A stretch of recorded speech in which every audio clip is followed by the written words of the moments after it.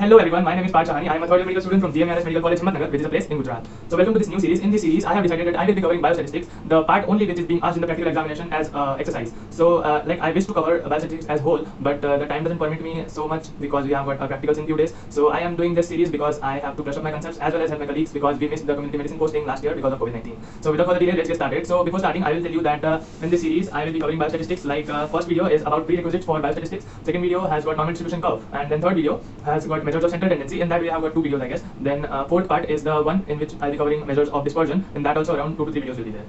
So without further delay, let's start the main content. So biostatistics. What is biostatistics? Statistics applied to bio. So further elaborating it, statistics means a measured or counted fact when the tools of statistics are used and applied on bio, that is the life.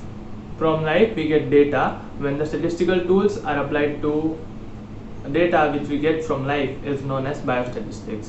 So like before starting, adding meaning to things make them interesting and fun loving. So what is the application of biostatistics? So we'll be discussing it under various headings like in anatomy and physiology to define the normal or the healthy. For example, pulse. 72 beats per minute is the normal value, but there is a range that is 60 to 100 beats per minute. How do we decide that? We decide that using biostatistics. Second one, there are two situations or two periods, and that we'll be taking normal 1 and normal 2. What is the difference in mean of these normal 1 and normal 2? Which can be found out using biostatistics. For example, the height of various persons in Punjab and height of person in Gujarat.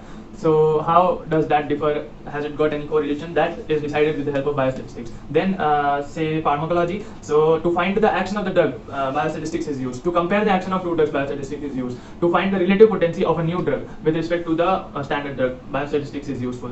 Then comes medicine. In medicine, biostatistics is used to identify the signs and symptoms of a disease. To find an association between two attributes, for example, smoking and lung cancer. Also, it is used to compare the efficacy of a treatment or a drug or surgical modality. Then in community medicine, essentially to test the usefulness of vaccines and sera, this biostatistics is used. How do we find that? We use percentage of attack rates, then percentage of deaths, then percentage of protection in those who have taken the vaccines, and then we compare this data using biostatistics. Then in epidemiological studies also, biostatistics is very much useful because it statistically tests the role of positive factor and, for example, iodine deficiency and goiter, which is very prevalent. So this was the basic outline of biostatistics. Now how the studies are done. Now, so starting with the first concept, that is what is the basic outline of biostatistics. We'll be discussing that first.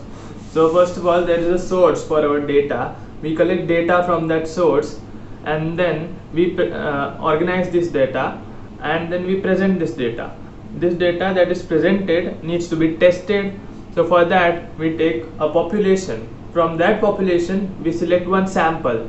From this sample should have some characteristic features, that is that it should represent the whole population as it is, and then this sample is now being tested under various tests with respect to the data that we have collected, and then conclusions are to be drawn out from that study, from that data testing. Okay, so starting with the first thing, that is the sources of data. So where do we get this data from?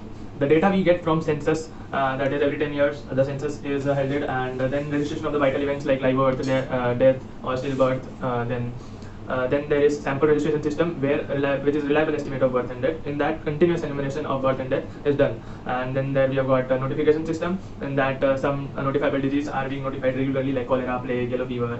Then we have got hospital records, we have got disease registers, and then we have got a lot many things like record linkage and medical record linkage. These bring together the records relating to one individual originating at different times and places. Then we have got epidemiological surveillance. Then we have got other health service records like polyclinics, private practitioners, MCH centers, immunization, diabetic and hypertension centers, hypertension clinics, environment health data like inadequate waste disposal, industrial intoxicants, food additives use. Then we can also assess we get the data from the health manpower like doctors, nurses, then applied manpower, like anything. Then also from the population surveys like health interview surveys, health examination surveys, health record surveys. There are many sources of this data which we get. Now this data that we get could be qualitative or quantitative. As you can clearly see that we need to measure the central tendency of the data and also the dispersion of the data, which is done through various tests of significance, which will be covered in subsequent videos. Thank you so much for joining in for this session. Hope you like this whole series.